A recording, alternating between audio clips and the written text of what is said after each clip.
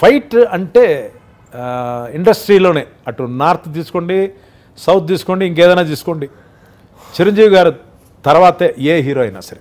అవునా? అవునండి. అందులో నో డౌట్. ఫైట్ అంటే నిప్పులా ఉంటాడు ఆయన, నిప్పులా ఉంటాడు. ఇప్పుడు ఒక రియల్ ఒక గోడ కట్టారు పల్లెటూరు మన కూడా సినిమా, దానికి నేను ముట్టి చూస్తున్నా, దాన్ని తలతో పాల్గొట్టాలి. ఓకే, చూస్తున్నా, అది చేస్తున్నా, కొంచెం అటు ఇటు ఆలోచిస్తున్నా, ఫట్ పని కొట్టేసాడు ఆయన తలతోటి.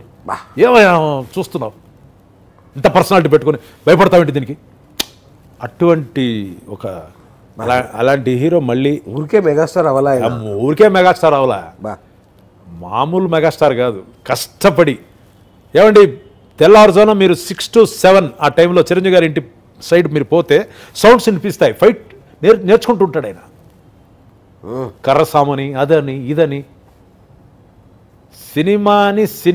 సినిమాలో మనం ఇది చేస్తేనే అని అనిపించుకునే వ్యక్తి వన్లీ చిరంజీవి, ఇంకెవరు లేరు. నెక్స్ట్ తరం కూడా ఎవరు రారు సార్. అవునా? Yes, no doubt. విజయకాంత్ తమిళ్లో అట్లా అంటే, కానీ ఇంత వర్క్మన్షిప్ లేదు. అవునా? ఎందుకంటే ఇప్పుడు బాలయ్య బాబు ఫైట్ చేస్తారు, ఇంకో హీరో చేస్తారు, అది చేస్తారు, అందరూ చేస్తారు. తను చేయటంలో ఒక అందం, ఒక డ్యాన్స్ చేసినా సరే, ఒక ఫైట్ చేసినా సరే, ఆ క్రేజ్, ఆ ఇది మాస్టర్.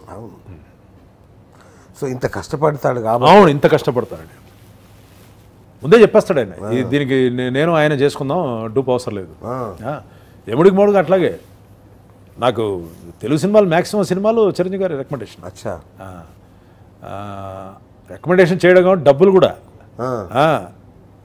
రాజ్కుమార్ ఇది మన ఫ్రెండ్ సినిమా, ఎముడికి మూడు, సుధాకర్, నారాయణరావు వీళ్ళంతా పార్ట్నర్స్, హరిప్రసాద్. ఓకే, అచ్చా, ఆయన పాత ఫ్రెండ్స్ ఇది. కాబట్టి నువ్వు రజనీకాంత్ దగ్గర చేసిన అమౌంట్ అట్లాంటివి ఏం డిమాండ్ చేయకూడదు, ఇది నా కోసం చేస్తున్నావు. నెక్స్ట్ చాలా రిస్కీ ఫైట్, ఈ షాట్ నేను చెయ్యలేని చెప్పకూడదు, నువ్వు ఓకే చెయ్యాలి.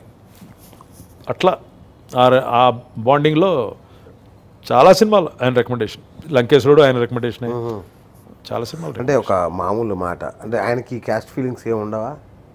అంటే మీరు చౌదరి అని తెలీదా? అదే చెప్తున్నాను కదా, ఆ రోజుల్లో నేను ఫైటర్ని, నేను ఆ రోజుల్లో చెప్పులు కుట్టుకునేవాడిని, అయినా కూడా నన్ను పెట్టుకుంటారు. ఆ రోజుల్లో ఇది లేదు, సెటప్ లేదు. ఆయన ఆ రోజుల్లో ఆయన కాపని, అది కూడా నాకు తెలియదు, అది తెలియదు. ఆ క్యాస్ట్ గురించి అసలు మైండ్లో రాదు ఆ రోజుల్లో.